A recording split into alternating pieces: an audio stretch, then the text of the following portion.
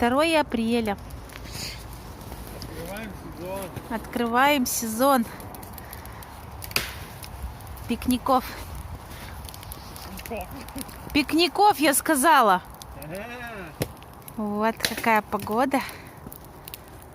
На улице хорошо, но еще снега много. Ну, если пикников, то ладно. Да, пикники у нас. Да, вот Алексей Николаевич там ходит, а я помогаю.